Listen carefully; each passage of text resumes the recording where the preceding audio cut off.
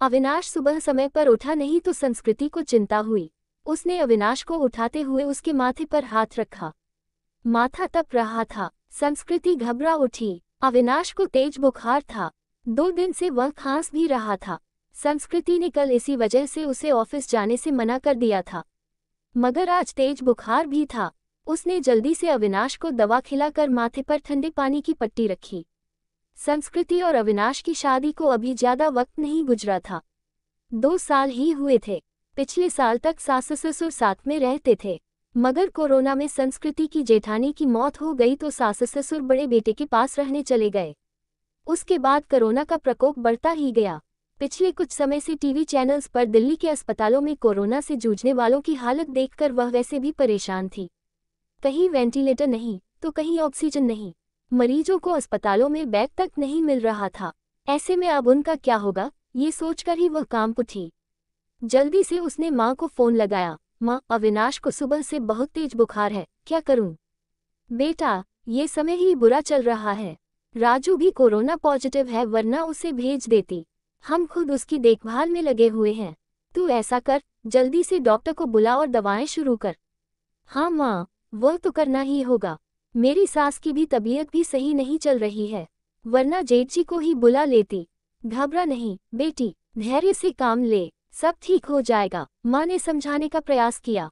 संस्कृति ने पति का कोरोना टेस्ट कराया। तब तक फैमिली डॉक्टर से पूछकर दवाएं भी देती रही। इस बीच अविनाश की हालत ज्यादा खराब होने लगी तो वह उसे लेकर अस्पताल भागी। अस्पतालों से निराश लौटने के बाद तीसरे में मुश्किल से बेड का इंतजाम हो सका। सास ससुर और जेठ भी दूसरे शहर में थे सो मदद के लिए आ नहीं सके।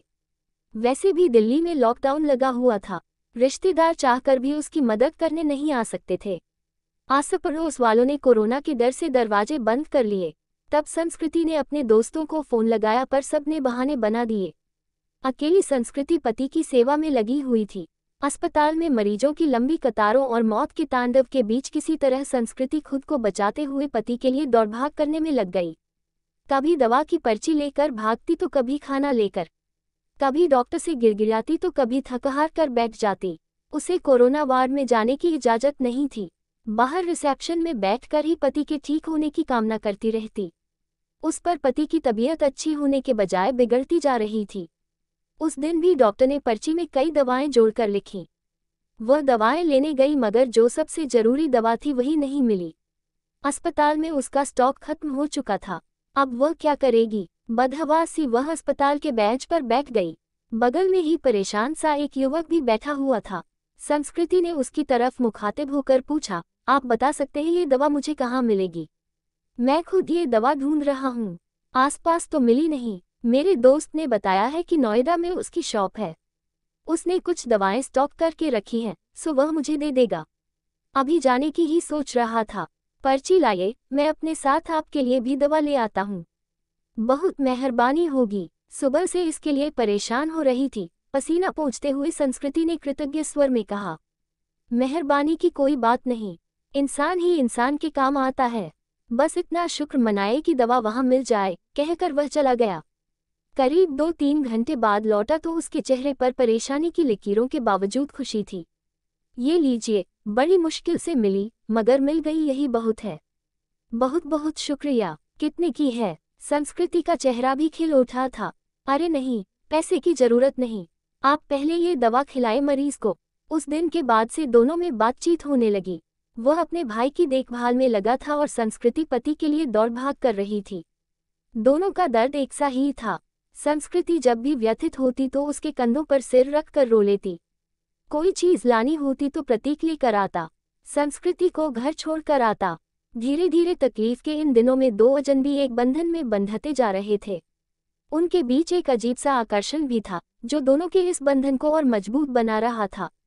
एक दिन अविनाश का ऑक्सीजन लेवल काफी घट गया। अस्पताल में ऑक्सीजन सिलेंडर नहीं था। तब प्रतीक ने ये जिम्मेदारी अपने ऊपर ले ली। पूरे दिन कड़ी धूप और गर्मी में लाइन में लगकर आखिर वह ऑक्सीजन सिलेंडर लेकर ही लौटा था। उस दिन संस्कृति ने पूछा था, आप मेरे लिए इतना कुछ कर रहे हैं, इतना ख्याल रखते हैं, मगर क्यों? मैं तो आपकी कुछ भी नहीं लगती। फिर बताओ न, ऐसा क्यों कर रहे हो? पहली बात, हर क्यों का जवाब नहीं होता, और दूसरी बात, हम दोनों हमसफर नहीं है तो क्या हुआ, हमदर्द तो है ना। आपके दर्द को मैं बहुत अच्छे से महसूस कर सकता हूँ। आपकी तकलीफ देखकर मुझे दुख होता है। बस किसी भी तरह आपकी मदद करना चाहता हूँ। एक अनकहा सा मगर मजबूत साथ महसूस कर वह गमों के बीच भी मुस्कुरा उठी थी। धीरे धीरे अविनाश की तबीयत और भी बिगड़ गई और उसको वेंटिलेटर पर रखना पड़ा। अस्पताल में वेंटिलेटर्स की भी कमी थी। कई वेंटिलेटर्स खराब हो गए। बदहवास सी संस्कृति ने प्रतीक को फोन लगाया तो पता चला कि उसके भाई को भी कहीं और शिफ्ट करने की नौबत आ गई है। आप चिंता न करो संस्कृति जी, मैं अपने भाई को जिस अस्पताल में लेकर जा रहा हूँ, आपके पति को भी वहीं लेकर चलता हूँ।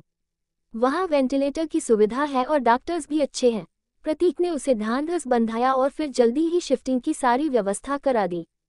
शाम में सब निबट गया तो प्रतीक का हाथ पकड़कर रुंधे गले से संस्कृति इतना ही कह सकी, आप नहीं होते तो पता नहीं क्या होता।